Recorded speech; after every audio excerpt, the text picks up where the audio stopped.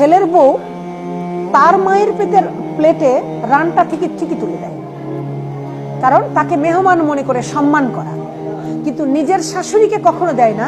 সেটা যখন মা থাকে না তখন কিন্তু ছেলে মেয়ের পাতে দেয়, নাতিপুতির পাতে দেয়। এতদিন তো মুখে বলে ফেলে যে এতদিন তো অনেক খাইছেন, আপনার 80 বছর বয়স, আর কত খাবেন, নাতিপুতিরা খাক, একটু তাকে তাকে দেখেন, চোখ দুই নয়ন সিক্ত করেন, খাক বেশি করে।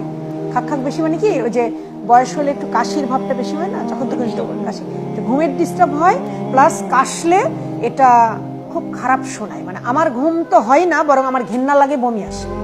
এই জন্য শাশুড়িকে রাখা যায় না। টয়লেট বাথরুম পরিচ্ছন্ন রাখে না। একটা বয়স্ক মানুষ কিভাবে টয়লেট বাথরুম পরিষ্কার রাখবে? টয়লেট বাথরুম পরিষ্কার রাখে না।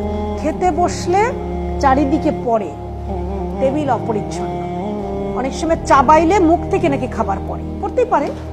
একটা বয়স্ক মানুষ খেতে গেলে, ছোট বাচ্চারা যখন খায়, এরা তো বুড়া শিশু, আমি বলি এরা বুড়া শিশু আর ওরা ছোট শিশু। ছোট বাচ্চারা ফেলে না, চারিদিকে ফেলে, আবার মুখ থেকে পড়ে যায়। ওই দৃশ্যগুলি তার কাছে ঘৃণা লাগে। তাই শাশুড়ি থাকলে উনি টেবিলে বসেন না। যখনই ছেলে বাড়িতে থাকে না, মানে অনেক মা এরকম আছে যে ছেলে বাড়িতে যখন থাকে তখন মাকে ঠিক একটা টেক কেয়ার করছে, মানে ভাবটা এমন যে আমি তো সবকিছু করি।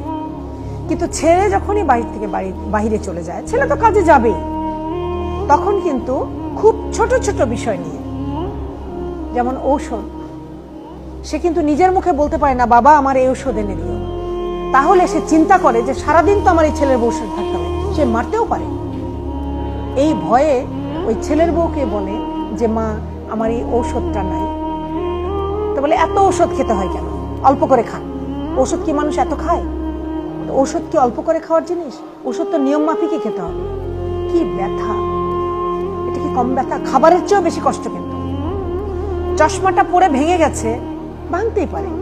প্রতিদিন আপনি চশমা ভাঙবেন আর প্রতিদিন তৈরি করে দিতে হবে? একটা চশমায় কতই বা খরচ হয়।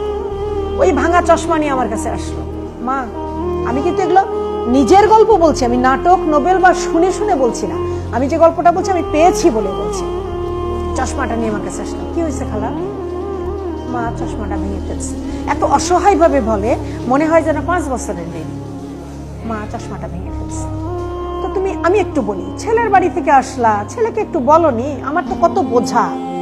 বলছে মা সবই বুঝি, করে দিলে তো তোমার কাছে আসতাম। খালা মন খারাপ করো না, আমি এনে দেবো চশমা। এই যে চশমা, ঔষধ, একটু খাবার, ইভেন কি পানির পিক ফেলা নিয়ে অত্যাচার হয়। বয়স্ক মানুষরা একটু এখানে সেখানে পানির পিক ফেলে দেয় না? মানে আমি যদি নাম পরিচয় বলি এত খারাপ লাগবে সবার, যে ওরকম একজন মানুষ, কোটিপতি একজন মানুষ আমার এই টেবিলে বসে হাউ মাউ করে কেঁদেছে, আমার মার জন্য আমি কিছু করতে পারছি না। আমি আমার পরিবার, আমি বলে দিয়েছি এই বয়সে এসে আমি পরিবার চাই না। আমি বললাম ভাই ওটা তো হবে না, আর কত স্যাক্রিফাইস করব? আমার মা এখনো বেঁচে আছে, ওনার বয়স তখন 60 বছর, ওনার মা বেঁচে আছে 70-80 বছর, 90 বছর, কিন্তু উনি মায়ের যত্ন করতে পারেন না। ছেলের বউ এখনো বলে মায়ের যত্ন করলে উনি এই সংসার ফেলে চলে যাবেন। এটা এক বর্তমানের গল্পই হচ্ছে। এটা কেন, কি জন্য এই জিনিসগুলো সবার মধ্যে সৃষ্টি হচ্ছে?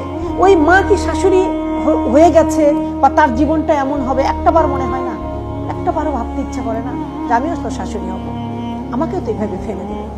হয়তো আমার কথা শুনে অনেকে রাগ করবে, হয়তো আমার কথা শুনে অনেকে বিব্রত হবে, কিন্তু একটি মানুষও যদি আমার কথা শুনে একটু সহজ পথে চলে আসে, একটু পরিবর্তিত হয়, একটু ভাবে যে না শাশুড়ি আমার শাশুড়ি না, উনি আমার মা, তাহলে আমি ধন্য। এই গল্পগুলো আমি সকলের উদ্দেশ্যেই বলছি, ভেঙে ফেলুন সেই পুরনো প্রথা।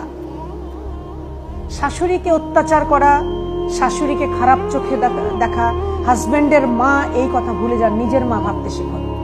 হ্যাঁ শাশুড়ি মা হবে না সেটা ঠিক আছে, কিন্তু মানিয়ে তো নিতে হয়। একটু মানিয়ে নিন এবং আপনার জীবনও সুন্দর।